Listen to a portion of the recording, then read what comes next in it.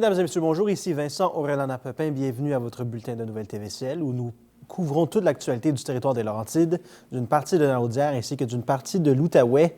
Et nous commençons cette semaine avec la ville de Mont-Tremblant qui, cet hiver, est heureuse d'offrir à sa population une activité musicale sur patins gratuite et inédite. Il s'agit des soirées DJ Givry.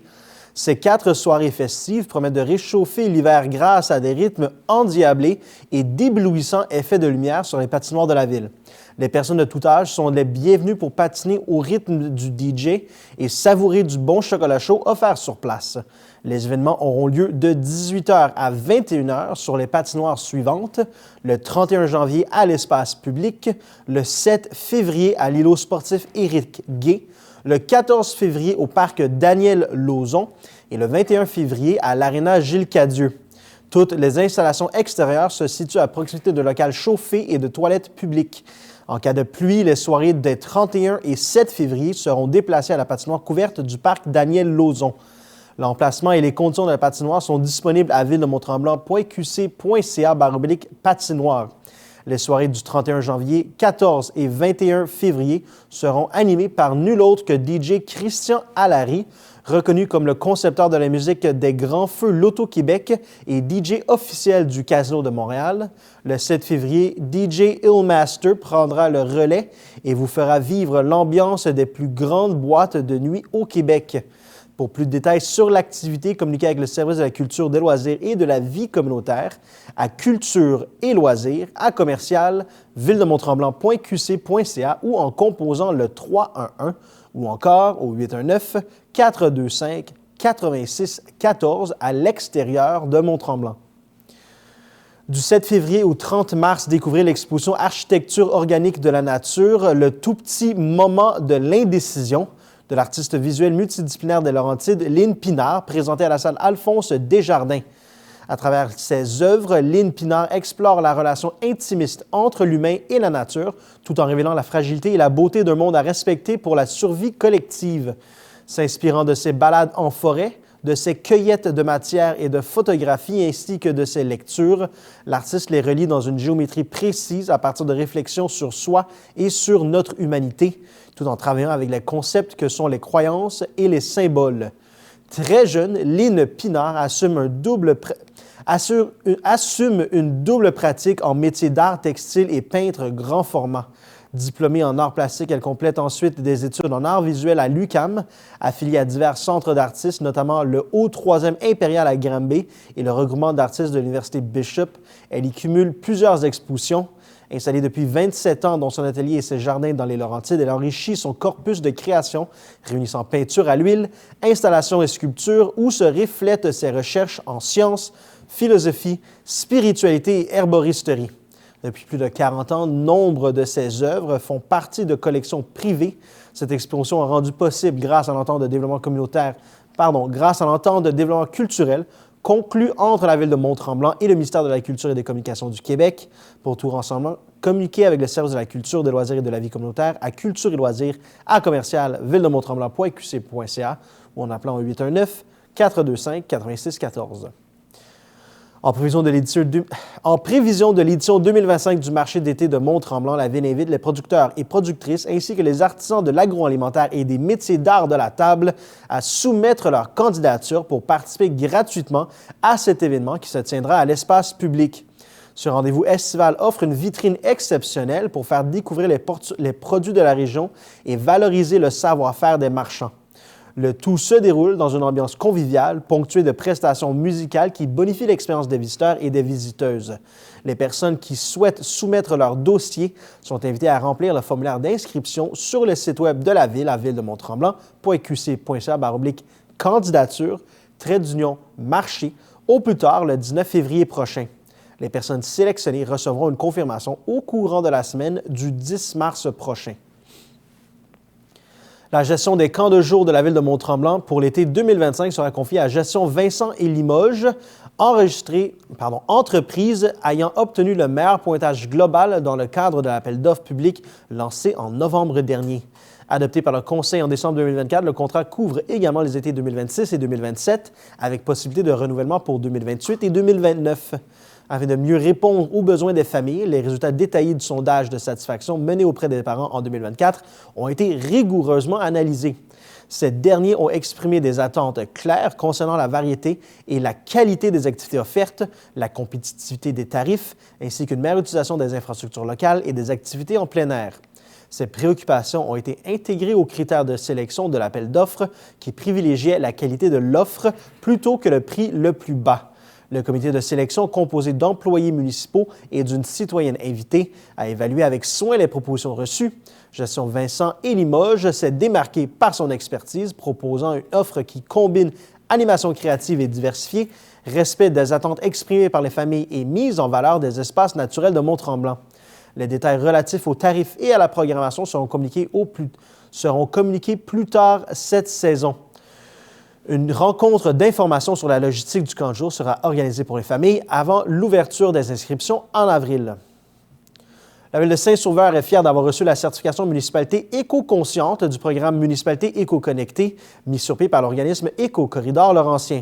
Cette distinction vient confirmer l'engagement de la Ville à favoriser un aménagement du territoire conscient de l'importance de la conservation des milieux naturels, de la protection de la biodiversité et de la connectivité écologique, notamment par la réalisation d'actions concrètes et l'adoption de mesures réglementaires conséquentes. Concrètement, la Ville a réalisé plusieurs actions de conservation à ce jour, soit adopter son plan de conservation des milieux naturels, dresser la cartographie des noyaux de conservation présents sur son territoire et des corridors écologiques, incluant une zone tampon de 5 km à l'extérieur de ces zones territoriales, réaliser l'inventaire des espèces d'amphibiens et de reptiles présentes dans le bassin versant du Grand Ruisseau, offrir une subvention à ses citoyens pour la plantation d'arbres dans le périmètre urbain et les rives, mettre en œuvre la campagne Biodiversité en tête, qui inclut plusieurs actions de protection de la biodiversité et d'événements de sensibilisation pour les Sauverois, réaménager le parc Camille Michel pour favoriser son adaptation au changement climatique, installer les pancartes de traverse de tortues au lac Prévost. Le programme Municipalité éco-connectée est une initiative lancée en novembre 2024 par Éco-Corridor Laurentien. Destiné aux municipalités, ce programme d'accompagnement repose sur une participation volontaire et implique un engagement fort des municipalités pour favoriser la connectivité écologique et renforcer la protection des corridors écologiques et des noyaux de conservation dans la région des Laurentides. Pour obtenir plus de renseignements sur l'initiative, les citoyens peuvent consulter le site Web du programme. Pour toute information supplémentaire, vous pouvez communiquer avec le service des communications et des relations avec les citoyens de la Ville de Saint-Sauveur. Vous souhaitez vous impliquer sur les questions d'environnement à Saint-Sauveur? Soumettez votre candidature pour être membre du Comité consultatif en environnement d'ici le 31 janvier à midi. Les membres du Comité consultatif en environnement exercent un rôle conseil en donnant leur avis et leurs recommandations sur les demandes qui leur sont soumises par le conseil municipal en matière d'environnement. Celles-ci peuvent porter sur des sujets tels que la protection de l'eau, de l'air et des sols, la conservation des milieux naturels, la qualité du milieu de vie, les changements climatiques ou la gestion des matières résiduelles. Le comité est composé de 2 membres du conseil municipal et de 5 membres citoyens et est assisté par la direction du service de l'environnement et du développement durable. Il siège 6 fois par année, lors du 4e jeudi des mois de janvier, mars, mai et août, octobre et décembre. Le mandat des membres est d'une durée de 2 ans et est renouvelable pour un maximum de 2 mandats consécutifs. La personne recherchée doit être âgée de 18 ans et plus, habiter à Saint-Sauveur, avoir une bonne connaissance du territoire de Saint-Sauveur, être dynamique, avoir un esprit ouvert et critique, faire preuve de jugement et d'analyse, détenir une expertise dans le domaine de l'environnement. Toute personne intéressée est invitée à soumettre sa candidature en incluant son curriculum vitae ainsi qu'une lettre d'intention décrivant son intérêt, sa motivation et ses compétences en lien avec le mandat. Les documents doivent être transmis à l'attention de Mme Brigitte Voss au bvoss à commercialvss.ca au plus tard le 31 janvier prochain à midi. La Ville de Saint-Sauveur remercie toutes les personnes de leur intérêt. Seules les personnes dont la candidature sera retenue seront contactées. Pour obtenir de plus amples renseignements à propos de cet appel de candidature, communiquez avec le service de l'environnement et du développement durable au 450-227-0000 au poste 2610. Dans le cadre de la modernisation de la collecte sélective, la MRC des Pays d'en Haut emboîte le pas au reste du Québec et les bacs de récupération passent du vert au bleu. La transition se fera graduellement alors que les bacs verts seront remplacés par des bleus lors de nouvelles constructions ou de bris majeurs. D'ici à ce que la transition soit complétée, la MRC continuera de collecter les bacs verts. Et également, depuis le 1er janvier 2025, les plastiques numéro 6, dont le polystyrène alimentaire ou styromousse, sont acceptés dans le bac de récupération. Il est donc plus nécessaire d'aller les apporter à l'éco-centre. Le polystyrène de protection, en revanche, n'est toujours pas accepté dans le bac de récupération et doit être apporté à l'éco-centre. Pour plus d'informations sur les collectes de matières résiduelles, veuillez contacter la MRC des Pays d'en Haut au 450-229-8052 ou écrivez à infocollect@mrcpdh.org. Le Conseil de la MRC des Pays d'en Haut a entériné le processus d'appel de projet admissible au Fonds Culture et Patrimoine 2025, lequel a débuté le mois dernier. La date limite pour déposer une demande sera le 17 février 2025. Rappelons que le Fonds Culture et Patrimoine offre une aide financière complémentaire à des projets et a pour but d'assurer la mise en œuvre de la politique culturelle de la MRC des Pays d'en Haut, adoptée en 2006, en soutenant les initiatives culturelles et patrimoniales des organismes et artistes du territoire. Le Fonds Culture et Patrimoine dispose d'une enveloppe globale de 65 000 $. Pour obtenir de plus amples informations sur son fonds, consultez le site web lespaysdenhaut.com/fonds-et-programme ou communiquez avec Philippe Laplante, conseiller au développement culturel au 450-229-6637 au poste 119 ou à l'adresse courriel plaplante@mrcpdh.org. Il est fortement suggéré aux promoteurs de projets de communiquer avec le conseiller au développement culturel plusieurs jours avant la date de dépôt, avant la date de dépôt des demandes afin de vérifier leur admissibilité. Dans un contexte où la sensibilisation aux enjeux environnementaux est devenue essentielle, de nombreuses écoles mettent en place des initiatives pour encourager les élèves à adopter des comportements plus respectueux de l'environnement. Ainsi, le 7 janvier dernier, le Conseil à la gestion des matières résiduelles de la MRC des Pays d'en Haut a offert des ateliers sur le compost à l'école primaire Saint-Joseph de Sainte-Adèle. S'adressant à un total de plus de 100 élèves issus de classes de 5e et 6e année, la journée fut un franc succès. Les participants dynamiques et allumés ont très bien participé à l'activité. Certains d'entre eux font d'ailleurs partie du comité vert. Cet atelier a valorisé d'autant plus leurs actions quotidiennes au sein même de leur école et l'importance que chaque geste compte. De belles discussions et de nombreux échanges tout au long de cette présentation interactive. En effet, les enfants ont abordé le cycle de la matière organique, les changements climatiques et le tri des matières pour réduire la qualité de déchets envoyés à l'enfouissement. L'atelier de compostage est bien plus qu'une simple activité écologique. Il représente une véritable opportunité d'apprentissage permettant aux élèves de devenir des acteurs du changement pour un avenir plus durable. Ce projet nourrit non seulement l'esprit des enfants, mais aussi la Terre, contribuant ainsi à la préservation de l'environnement, tout en favorisant une approche pédagogique innovante et responsable. En intégrant le compostage dans le quotidien scolaire, les écoles offrent à leurs élèves des outils pratiques et des valeurs durables qu'ils pourront appliquer tout au long de leur vie. Les établissements intéressés peuvent communiquer avec la MRC des Pays d'en Haut à collecte-ici@mrcpdh.org pour planifier des activités.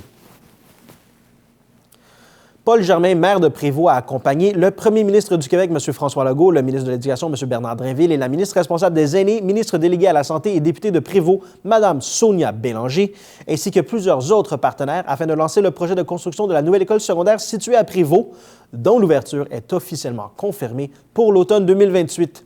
Érigée dans la partie nord de l'ancien club de golf Shawbridge, entre la route 117 et la rue principale, la nouvelle école aura une capacité d'accueil de 1218 élèves dans la région qui enregistre une forte croissance démographique. L'école comprendra 35 classes, 6 laboratoires de sciences, 7 locaux d'art, un auditorium de 300 places avec scène, 4 plateaux sportifs, une place publique extérieure et un terrain de football et autres sports. Le maire de Prévost, Paul Germain, affirme que cette école est un cadeau fait aux jeunes de Prévost. Ils pourront s'épanouir dans un établissement scolaire qui leur ressemble et devenir des citoyens de demain.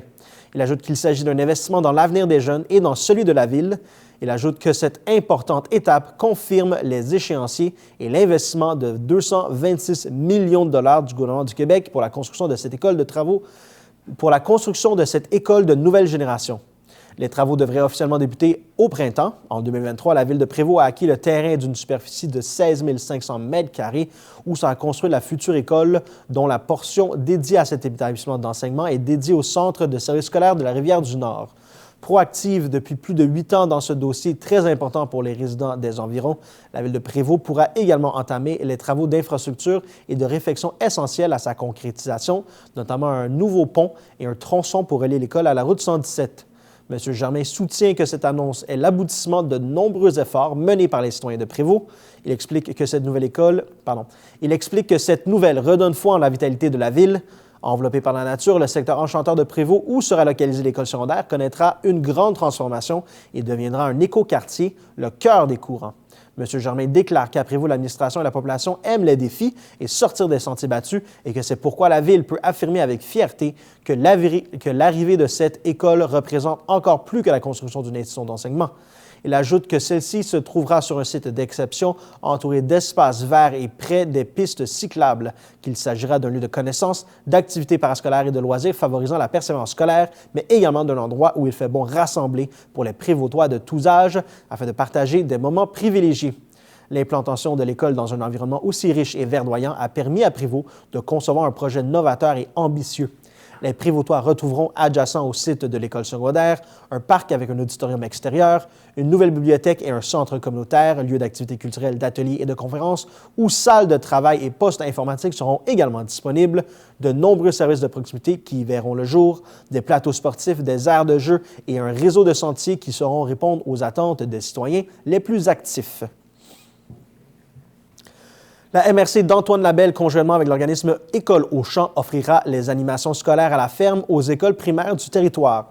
Cette action vise à soutenir le milieu scolaire dans le développement d'activités pédagogiques à la ferme. Les animations proposées dans le cadre d'une entente entre la MRC et École aux champs, avec la collaboration des fermes participantes, permettront de mettre en valeur les métiers agricoles et les entreprises bioalimentaires du territoire, soit l'objectif 1 du plan de développement de la zone agricole. À ce jour, ce sont 11 classes du primaire issues de 4 écoles du territoire qui ont démontré leur intérêt à participer aux animations scolaires à la ferme. Prévues au printemps 2025, celles-ci incluront d'abord une visite des installations par l'agriculteur hôte qui présentera sa production, ses équipements, son fonctionnement de sorte que les élèves créent des ponts entre le contenu de leur assiette et la ferme visitée. Ensuite, une animation initiera les élèves aux différentes productions et métiers du monde agricole, un contexte idéal pour tisser des liens entre les jeunes et les agriculteurs de la région. École aux champs est un organisme à but non lucratif qui se consacre entièrement à l'éducation agricole. Ayant une expertise liée aux sciences agro-environnementales, il est un acteur important de l'éducation environnementale au Québec. L'organisme a développé du contenu qui répond aux normes du ministère de l'Éducation, facilitant la mise en place de ces activités pour le milieu scolaire. Ainsi, École aux champs travaille auprès de la clientèle jeunesse pour inspirer la passion, cultiver le leadership et façonner l'avenir des jeunes à travers des programmes novateurs et des expériences immersives du domaine de l'agriculture. Vous êtes un professionnel du milieu de l'éducation et aimeriez offrir ces animations dans votre établissement scolaire? Contactez la chargée de projet en développement agroalimentaire de la MRC d'Antoine Labelle, Nadia Brousseau, au 819-623-3485 au poste 213 ou par courriel à pdzA@commercial-mrc-labelle.qc.ca. Pour plus d'informations sur le plan de développement de la zone agricole, visitez le site web de la MRC d'Antoine Labelle.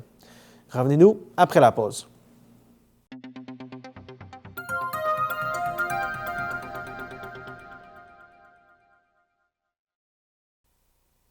Le conseil de la MRC d'Antoine Labelle a octroyé une somme de 40 000 $ issue d'une nouvelle entente sectorielle conclue entre la MRC d'Antoine Labelle et d'Argenteuil, le CI3S de Laurentides, Moisson-Laurentides et le ministère des Affaires municipales et de l'Habitation, afin de favoriser l'accès à des aliments frais et de qualité, l'implication citoyenne, les saines habitudes de vie et la lutte contre la pauvreté et l'exclusion sociale. Cette entente sectorielle vise à soutenir le développement de projets en aide et en innovation alimentaire dans la région des Laurentides. Ainsi, à l'automne 2024, un premier appel de projet a été lancé auprès des organismes du territoire. Du côté de la MRC d'Antoine Labelle, c'est l'organisme Cultiver pour nourrir qui reçoit 40 000 $ afin de réaliser un projet de développement de partenariat et de diversification des productions. Ce projet comprend plusieurs initiatives, soit l'évaluation et le développement de partenariats pour étendre les jardins solidaires dans les pôles nord, est et sud de la MRC d'Antoine Labelle, la mise en place et la promotion de la route à croquer afin de favoriser l'implication des communautés locales, l'implantation d'arbustes fruitiers à proximité du bureau touristique de Mont-Laurier avec une production dédiée à l'autocueillette solidaire, l'élargissement des jardins existants de cultivés pour nourrir. L'aboutissement de projet prévoit des retombées concrètes pour la communauté, notamment par l'ajout de 500 arbustes fruitiers à Mont-Laurier, par l'augmentation des superficies à cultiver de plus de 10 et de nouvelles variétés de légumes racines pour prolonger la saison de récolte. Ce projet s'inscrit dans une démarche globale visant à encourager l'autosuffisance alimentaire et à promouvoir une agriculture responsable sur le territoire. Un nouvel appel de projet est en cours. Les organismes admissibles, notamment ceux qui œuvrent en sécurité alimentaire et intéressés à déposer une démarche d'aide financière dans le cadre de cette entente, peuvent le faire jusqu'au 31 janvier 2025 à midi. Pour toute information, contactez le service d'aménagement du territoire de la MRC d'Antoine-Labelle au 819-623-3485 au poste 206 ou par courriel à aménagement@mrc-antoine-labelle.qc.ca. En raison des conditions météorologiques favorables des derniers jours, la MRC d'Antoine-Labelle désire informer la population de l'ouverture du parc linéaire Le Petit Train du Nord à la circulation de motoneige. Cette ouverture est effective depuis quelques semaines sur la section d'Antoine-Labelle, soit du kilomètre 112 dans la municipalité de la Macasa jusqu'au kilomètre 200 à Mont-Laurier. Au cours de l'hiver et selon les conditions météorologiques, les clubs de motoneige verront au nettoyage de la piste et à l'entretien de celle-ci. La MRC souhaite porter à l'attention des utilisateurs que, suivant un glissement de terrain majeur survenu au kilomètre 131 dans le secteur de Rivière-Rouge en août dernier, un contournement par le réseau local a été mis en place.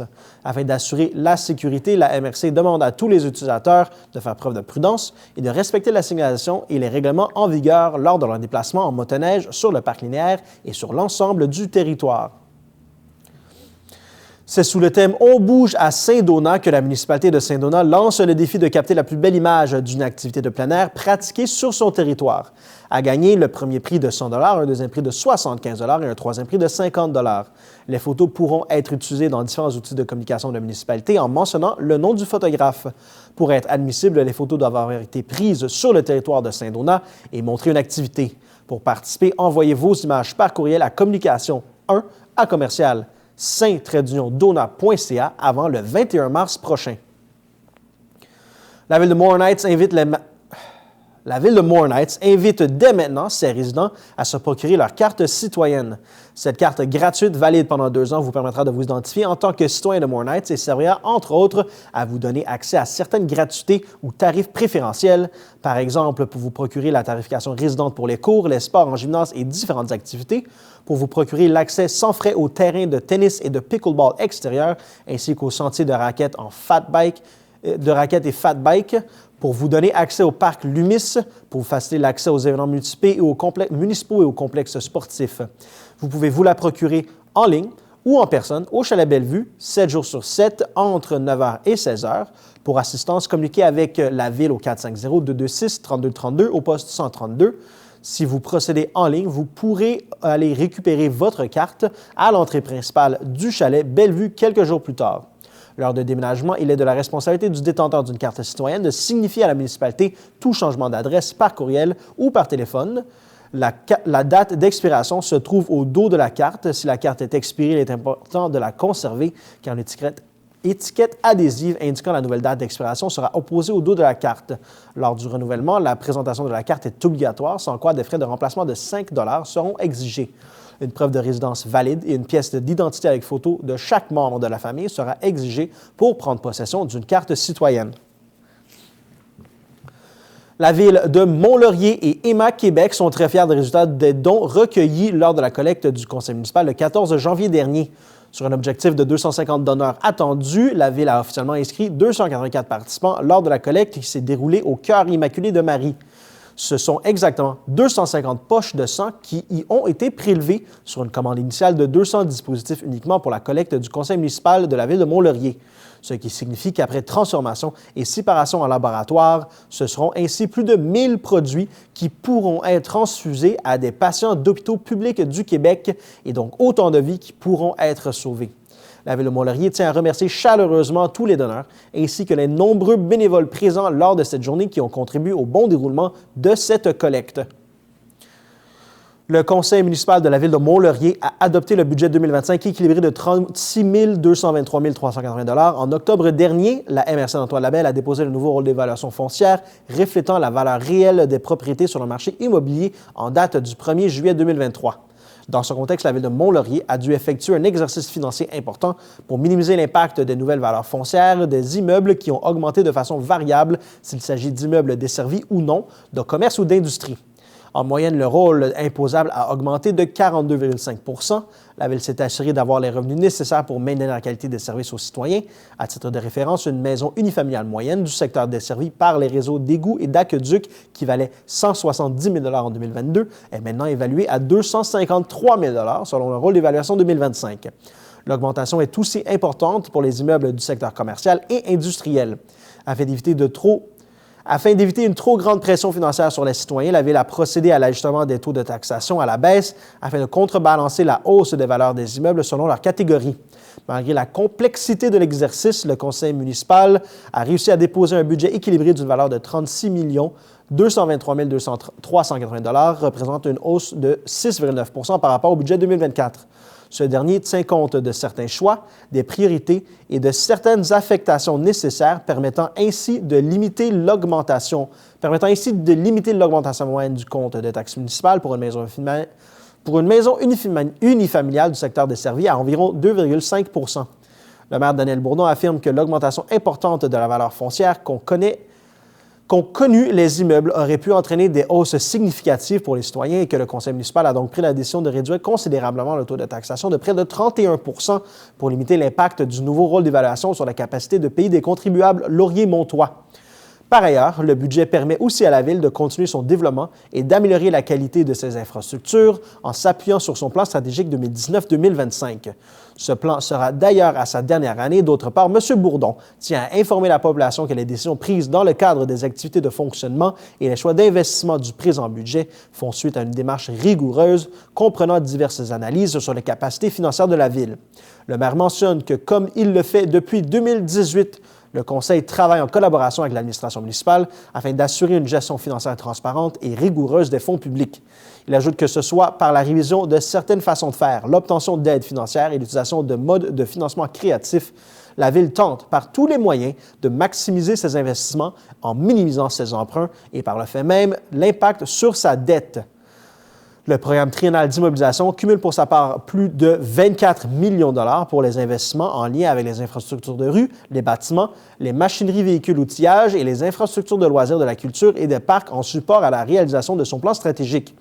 Ces investissements incluent la phase 3 du projet de revitalisation du centre-ville, le resurfaçage et la réfection des trottoirs de la rue de la Madone entre la rue Bellerive et la SAAQ, la réfection du trottoir sur le boulevard Arbini-Paquette entre la rue Chasle et le restaurant Place Mont-Laurier Pizzeria, la phase 4 de la réfection du secteur de l'hôpital sur la rue de la Pensée, la construction de nouvelles rues par l'entremise d'ententes promoteurs dans le cadre de développement immobilier, l'investissement de près de 4 millions de dollars pour la réfection de tronçons de certains chemins en milieu rural et semi-urbain, selon la confirmation des aides financières, la poursuite du projet de construction de la bibliothèque, la réfection complète du pôle sportif dans le secteur de Saint-Jean-sur-le-Lac, un projet majeur où l'ensemble des plateaux sportifs seront remis à neuf, le déploiement de la phase 2 de son réseau cyclable, la finalisation du projet de sentier et d'interprétation de la nature au ruisseau Ville-Mère, la poursuite du déploiement du plan directeur des parcs, la construction d'une station de lavage pour les bateaux à proximité du lac Thibault et du centre de plein air.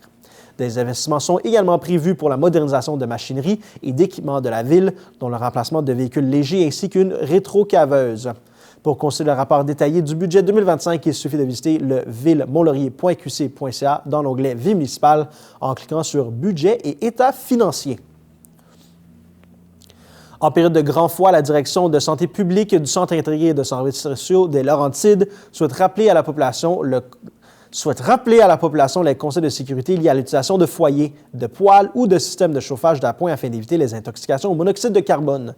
Ce système de chauffage ainsi que les cendres peuvent dégager du monoxyde de carbone. Si vous utilisez un foyer, un poêle à bois ou un système de chauffage d'appoint, assurez-vous que la pièce est bien aérée afin d'éviter une intoxication au monoxyde de carbone. Il est important que vos appareils soient ramonés régulièrement et soient en bon état. Lorsque vous retirez les cendres, il est primordial de les mettre à l'extérieur dans un contenant en métal à fond surélevé et muni d'un couvercle en métal. Ce gaz toxique invisible et inodore peut entraîner des séquelles permanentes ou même la mort. Seul un détecteur de monoxyde de carbone peut vous alerter de la présence de ce gaz. Il est donc important de s'en procurer un, de préférence qui demeure fonctionnel lors de panne d'électricité. Rappelons que le détecteur de fumée ne détecte pas le monoxyde de carbone. Pour plus d'informations et pour les recommandations générales de prévention, consultez les sections Prévenir les intoxications au monoxyde de carbone et conditions infernales extrêmes sur le site web québec.ca. Par ailleurs, les personnes en situation d'itinérance ou en état de grande vulnérabilité sont particulièrement à risque lors de grands froids. Par solidarité sociale, le CI3S vous invite à encourager ces personnes à contacter les organismes communautaires pour avoir accès aux ressources. De plus, la ligne 811, disponible 24 heures sur 24, 7 jours sur 7, peut les renseigner. N'hésitez pas à communiquer avec le 911 si une personne semble en difficulté. En raison d'une circulation active de la rougeole au Québec et de la présence de plusieurs milieux d'exposition dans les régions des Laurentides, de Laval, de Montréal et de la Montérégie, le ministère de la Santé et des Services sociaux invite la population à redoubler de prudence et à suivre les recommandations de la santé publique. En décembre 2024, une nouvelle éclosion de rougeole au Québec a été déclarée. Cette éclosion est toujours en cours et un 11e cas a été déclaré. Ce dernier cas a notamment fréquenté les corridors intérieurs du CF Carrefour Laval, du Carrefour Laval durant sa période de contagiosité, ainsi que le Renaud-Bré du même établissement le 7 janvier. Ainsi, des milliers de personnes ont pu être exposées à la rougeole. Plusieurs autres lieux d'exposition à la rougeole ont été identifiés et sont disponibles au québec.ca/rougeole. Si vous avez fréquenté ces lieux, vous devez vérifier votre statut de protection en consultant la section « Personnes considérées comme protégées » sur le site web québec.ca/rougeole ou encore en téléphonant au 1-877-644-4545. Afin de limiter la transmission de la maladie, il est important de rappeler que les personnes non protégées contre la rougeole qui ont été en contact avec un cas de rougeole ou qui se trouvaient au lieu et date d'exposition possible à un cas de rougeole doivent s'isoler et surveiller l'apparition de symptômes. Si vous êtes protégé contre la rougeole, il est très peu probable que vous contactiez la maladie. Par mesure de précaution, il est conseillé à toute personne exposée à la rougeole de surveiller l'apparition des symptômes suivants: la fièvre, la congestion nasale avec écoulement nasal, la toux, la conjonctivite, de la sensibilité à la lumière et du malaise généralisé. Par la suite, des rougeurs apparaissent au visage puis sur le corps. Devant l'augmentation de la transmission de plusieurs infections respiratoires telles que la grippe et la COVID-19, le Centre intégré de santé et de services sociaux de Laurentides a modifié ses consignes et le port du masque est de nouveau obligatoire dans certaines installations. Pour les visiteurs et proches aidants, le port du masque est obligatoire pour les personnes souhaitant être auprès d'un usager hospitalisé en centre hospitalier ou en observation à l'urgence. Toutefois, il n'est pas obligatoire dans les autres secteurs ainsi que dans les milieux de vie tels que les CHSLD, mais demeure fortement encouragé. Pour les usagers, le port du masque demeure obligatoire dans toutes les installations du CI3S Laurentides pour les usagers ayant des symptômes respiratoires et ou liés à la COVID-19. Il n'est pas obligatoire autrement, mais demeure suggéré particulièrement pour les usagers immunosupprimés ou greffés. Dans les lieux de vie, le masque n'est pas obligatoire. Pour les travailleurs de la santé, le port du masque est obligatoire en présence d'un usager à l'hôpital ou dans un contexte de soutien à domicile. Julie Delaney, présidente directrice générale du CI3S de Laurentides, explique que la mise en place de cette mesure est nécessaire pour assurer le bien-être et la santé des usagers et du personnel. Pour connaître tous les détails quant au port du masque dans les installations du CI3S des Laurentides, visitez la section Visiteurs et proches aidants du site web du CI3S des Laurentides. Revenez-nous après la pause.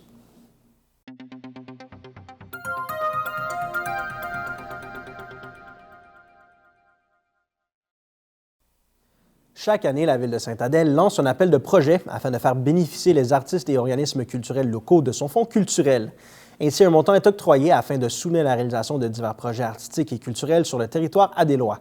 Les artistes et les organismes adélois sont invités à soumettre un projet qui s'adressera à l'ensemble de la communauté adéloise afin de partager des moments de bonheur uniques et mémorables. Le document de présentation et les règlements, ainsi que le formulaire de demande d'aide financière, sont disponibles dans la section publication du site web de la Ville. Les dossiers de candidature seront acceptés jusqu'au 1er mars 2025 inclusivement. Dans sa démarche éco-responsable et soucieux de réduire son empreinte écologique, le conseil municipal de Sainte-Adèle a décidé de mettre fin à l'édition papier du calendrier municipal et d'offrir, dorénavant, une version électronique. Le nouveau calendrier municipal 2025 est donc disponible en ligne sur le site Internet de la Ville. Cette édition, illustrée par de magnifiques images de la Ville captées par des photographes et les participants au concours du photo Un beau moment, présente plusieurs informations au sujet des nombreuses activités culturelles, sportives, familiales et municipales qui se dérouleront à Sainte-Adèle en 2025. Rendez-vous sur le site Internet de la Ville pour découvrir le nouveau calendrier municipal offert dans sa version complète ou encore mois par mois. Les prochains mois seront ajoutés au cours d'année, ce qui permettra à la Ville de faire des ajouts aux besoins. La Ville de Sainte-Adèle est fière de renouveler en 2025 l'entente conclue avec le transport adapté et collectif des Laurentides pour permettre aux étudiants fréquentant une institution collégiale ou universitaire à temps plein ou inscrits à un programme de formation professionnelle à temps plein de bénéficier de la gratuité pour les titres de transport du circuit L'Inter, la liaison Mont-Tremblant-Saint-Jérôme. Chaque étudiant peut se procurer un maximum de 4 titres de transport par session. Les titres sont d'une durée de 30 jours. Ils s'activent automatiquement au premier jour de leur utilisation et s'annulent à la 30e journée d'utilisation. Les titres sont disponibles à la place des citoyens pendant les heures d'ouverture. L'entente se termine à la fin de la session d'automne 2025. Pour se prévaloir de la gratuité, l'étudiant doit être résident de la Ville de Sainte-Adèle, fréquenter une institution collégiale ou universitaire à temps plein ou être inscrit à un programme de formation professionnelle à temps plein. Les documents à fournir sont une pièce d'identité avec photo, une preuve d'inscription à la session d'hiver et ou automne. L'étudiant doit se procurer son titre mensuel en personne à la place des citoyens. Il s'engage à utiliser pour lui seul ce titre qui lui est offert et il s'engage également à ne pas vendre ce titre ou en faire bénéficier une autre personne. En offrant la gratuité dans les transports collectifs, la Ville de Sainte-Adèle souhaite faciliter l'accès des étudiants à des lois aux établissements d'enseignement postsecondaire et professionnel de la région. Pour soutenir les organismes communautaires à assurer l'offre de services aux citoyens vulnérables, le Conseil des maires de la MRC des Laurentides alloue cette année une enveloppe de plus de 100 000 $. Ce fonds a pour but d'offrir un soutien principalement à la mission de l'organisme, mais aussi pour le démarrage de nouveaux projets venant contrer un enjeu ou encore veiller à la poursuite d'un service ou d'une activité existante et essentielle. Les organismes à but non lucratif, les associations et autres entités œuvrant pour le bien communautaire sont invités à soumettre leur candidature pour bénéficier de cette aide financière. Le montant alloué d'un maximum de 10 000 $ variera en fonction des projets soumis qui répondront aux critères d'évaluation et aux projets d'intervention du territoire de la MRC de Laurentides, notamment le soutien aux populations vulnérables, le logement et l'itinérance, la santé mentale, la sécurité alimentaire et le transport collectif et adapté. L'an dernier, 17 organismes ont reçu une aide financière grâce à ce fonds pour une somme totale de plus de 100 000 $. Face aux enjeux sans cesse grandissants, les élus apportent une aide concrète et directe aux organismes sociaux communautaires du territoire. Les demandes reçues seront étudiées par le comité de développement social de la MRC composé de 5 élus et de la direction générale qui, au cours des 3 dernières années, ont rencontré au moins 40 organismes et tables de concertation. La date limite de dépôt du dossier est fixée au lundi 17 février 2025 à 23h59 à l'adresse courriel sociocommunautaire@mrclaurentide.qc.ca. La décision sera rendue au plus tard le 17 avril prochain. Consultez le document explicatif et téléchargez le formulaire de demande de financement au mrclaurentide.qc.ca/fonds socio-communautaire. Pour toute information, contactez Geneviève Biron au 819-425-5555 au poste 1043 ou au gbiron@mrclaurentide.qc.ca. Un montant de 125 000 $ a été accordé pour l'édition 2025 de l'appel à projet de la MRC de Laurentides dans le cadre du Fonds Région et Ruralité Volet 2. Les organismes, municipalités et entreprises privées et d'économie sociale peuvent soumettre leurs demandes dès maintenant. La date limite de dépôt est fixée au 30 janvier. Chaque année, le Conseil des maires de la MRC des Laurentides encourage des projets ou actions répondant aux priorités d'intervention et aux principes directeurs de la politique de soutien aux projets structurants pour améliorer les milieux de vie du territoire de la MRC des Laurentides en réservant, lors de l'adoption de son budget, un montant provenant du Fonds Région et Ruralité. Cette aide financière est destinée à des projets structurants ou à des initiatives visant à résoudre des défis locaux. Ils doivent avoir pour objectif l'amélioration de la qualité de vie des citoyens de la MRC de Laurentides en contribuant à la santé sociale, à l'économie et à l'environnement du territoire.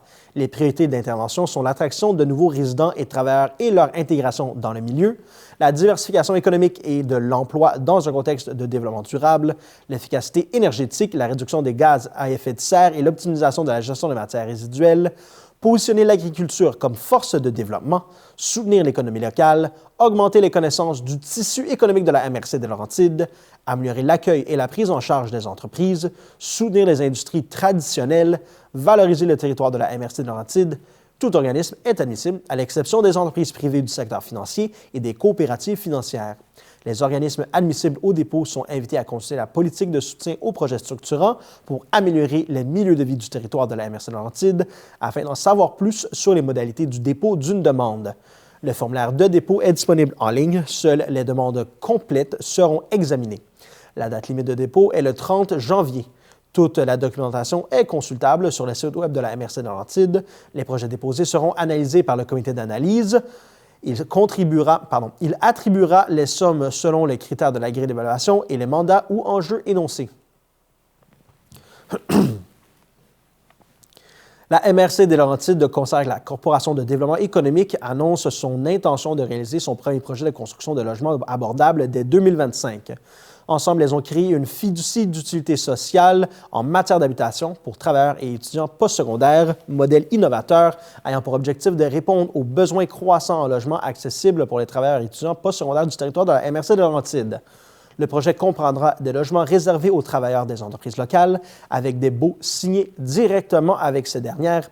Un étage de l'immeuble comprenant des chambres avec espace commun sera également dédié aux étudiants en partenariat avec le Centre collégial de Mont-Tremblant afin de répondre à la demande croissante en matière de logement étudiant.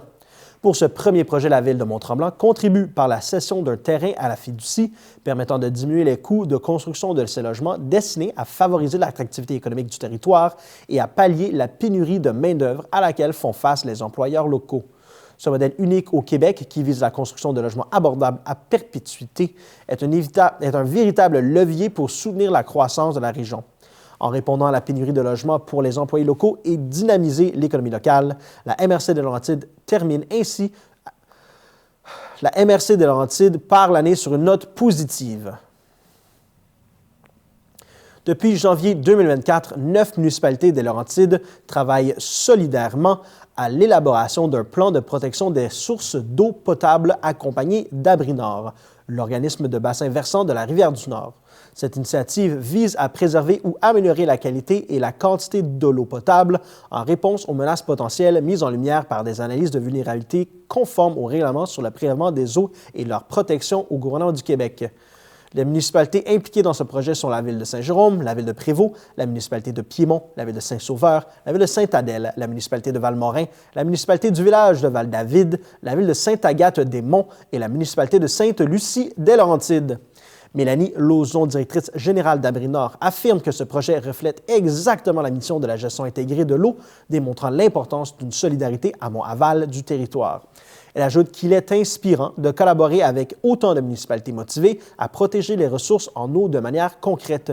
Les municipalités responsables de prélèvement d'eau de la catégorie 1, desservant plus de 500 personnes, devaient soumettre en 2021 un rapport d'analyse de vulnérabilité de leurs sources d'approvisionnement visant à identifier les menaces potentielles pour la qualité et la quantité de l'eau. Dans ce contexte, Abri-Nord a réalisé une analyse de vulnérabilité pour la Ville de Saint-Jérôme. Constatant des menaces communes à celles d'autres municipalités en amont, l'organisme de bassin versant a amorcé un partenariat avec celle-ci afin d'élaborer un plan de protection conjoint des sources d'eau potable. Les problématiques priorisées dans l'élaboration du plan sont les suivantes: les eaux usées des installations septiques individuelles, les eaux usées municipales et industrielles, la disponibilité et la quantité d'eau, les inondations, l'entretien des routes, le transport et l'entreposage d'hydrocarbures, les sites contaminés. Afin de coordonner leurs actions face aux menaces identifiées, de mutualiser leurs ressources et d'harmoniser leurs responsabilités, les municipalités ont choisi d'élaborer un plan collaboratif plutôt que de réaliser individuellement leur plan de protection des sources d'eau potable. Une demande de subvention a été soumise dans le cadre du programme pour l'élaboration des plans de protection des sources d'eau potable du ministère de l'Environnement, de la lutte contre les changements climatiques et de la faune et des parcs. Les nouvelles concernant ce plan seront communiquées tout au long de la démarche. Revenez-nous après la pause.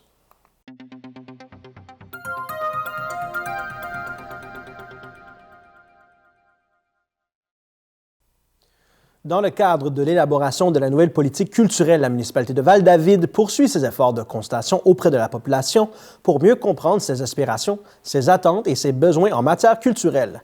À la suite de la consultation publique tenue le 28 novembre dernier, la municipalité lance un sondage afin de recueillir l'avis des citoyens et visiteurs sur les enjeux culturels locaux. Les objectifs du sondage sont de connaître les habitudes de participation culturelle des citoyens et des visiteurs, d'évaluer le degré de satisfaction actuel concernant l'offre culturelle locale, ainsi que d'identifier les priorités relatives aux grands thèmes de renouvellement de la politique culturelle. Le sondage est ouvert à tous et est accessible jusqu'au 11 février sur le site web de la municipalité. Le questionnaire est anonyme, composé de 25 questions et d'une durée d'environ 15 minutes. Une version papier du sondage est également disponible au service des loisirs, de la culture et de la vie communautaire, situé au 2490 rue de l'Église. Ce sondage fait suite à la consultation publique de novembre dernier qui a rassemblé une quarantaine de participants, dont des citoyens, artistes et acteurs du milieu culturel, à la salle Athanase David. Cette rencontre, animée par l'équipe d'Art Experts en collaboration avec le service des loisirs, de la culture et de la vie communautaire, a permis des échanges riches et constructifs sur le rôle de la municipalité et les perspectives d'avenir artistique et culturel de la communauté. Les participants ont exploré des pistes novatrices pour enrichir l'offre culturelle, soutenir les arts et renforcer l'identité unique de Val-David. Cette consultation marque une étape clé dans le processus de renouvellement de la politique culturelle et la municipalité tient à remercier chaleureusement toutes les personnes ayant contribué à cet exercice collaboratif. La démarche se poursuit avec ce sondage en ligne permettant au plus grand nombre de citoyens de participer à cette réflexion collective. L'élaboration de la nouvelle politique culturelle prévue entre mars et avril 2025 intégrera les idées recueillies afin de façonner une vision inspirante et collective de l'avenir culturel de Val-David. Le lancement de la politique est prévu pour juin 2025. Plusieurs citoyens de Val-David moins familiers avec Internet sont à la recherche du calendrier des collectes 2025. La version imprimée destinée à tous les citoyens se trouve dans l'édition du bulletin Le Val-Davidois qui a été confiée à Post Canada pour la livraison avant le congé des fêtes. Cependant, il semble que certains ne l'aient pas encore reçu. En attendant de recevoir cette édition dans votre boîte postale, vous pouvez vous procurer des copies imprimées du calendrier des collectes aux endroits suivants. À la réception de la mairie au 2579 rue de l'Église, dans les exemplaires du Val-Davidois déposés au métro au 2500 rue de l'Église ou à la mairie au 2579 rue de l'Église, au service de loisirs, de la culture et des villes communautaires au 2490 rue de l'Église, à la bibliothèque de Val-David au 1355 rue de l'Académie. Vous pouvez également télécharger votre calendrier via un lien sur le site web valdavid.com sous l'onglet Services aux citoyens / matières résiduelles. Cette année, un calendrier distinct a été créé pour chaque secteur afin de réduire les risques de confusion et de simplifier la compréhension des dates de collecte. Si vous ne savez pas à quel secteur vous appartenez, vous pouvez facilement le vérifier en ligne sur le site web de valdavid.com. La municipalité du village de Val-David est heureuse d'annoncer un partenariat avec le camp de jour Aide-Filles International situé à Val-Morin. Cette initiative offrira aux enfants de la communauté une expérience estivale riche, dynamique et inoubliable du 23 juin au 15 août prochain. Dès l'été prochain, le camp de jour municipal cédera la place à une programmation élargie et diversifiée composée par Aide-Filles. Situé à seulement 3,5 km du centre de Val-David, le camp garantit un accès facile et pratique pour toutes les familles. Le camp de jour Aide-Filles propose une programmation variée et stimulante pour les enfants de 4 à 15 ans, des activités multisports, cirque, arts et créativité, piscine intérieure et extérieure, accès à un plan d'eau naturel, parcours de divertissement et bien plus encore. Un service de garde sera offert de 7h à 18h du lundi au vendredi et un service d'accompagnement pour les enfants ayant des besoins particuliers sera disponible sur demande afin de répondre aux besoins spécifiques des familles. Dans un souci d'accessibilité, la municipalité de Val-David mettra en place une aide financière pour les jeunes de 5 à 12 ans, ajustée en fonction du nombre d'enfants par famille. Les résidents devront fournir une preuve de résidence et d'identité pour bénéficier de cette subvention. Bien que les coûts soient légèrement plus élevés pour le deuxième et le troisième enfant par rapport à l'ancien camp de Val-David, il est important de souligner que le tarif pour le premier enfant est plus avantageux. L'ancien camp de Val-David aurait nécessité une augmentation de prix pour couvrir les coûts. Il est important de souligner les aspects particulièrement attrayants du camp de jour Aide-Filles, notamment l'accès à un plan d'eau, la diversité des activités proposées, un environnement sécuritaire et un encadrement optimal favorisant le bien-être des enfants. Une visioconférence est planifiée le 29 janvier de 19h à 20h pour présenter la programmation 2025, expliquer les modalités d'inscription et d'aide financière et répondre aux questions des familles inscrites et intéressées. Les détails et documents requis pour le soutien financier seront communiqués ultérieurement aux familles inscrites. Les familles sont invitées à inscrire leurs enfants rapidement car les places sont limitées. Une période de préinscription avec tarif réduit sera ouverte jusqu'au 11 avril 2025.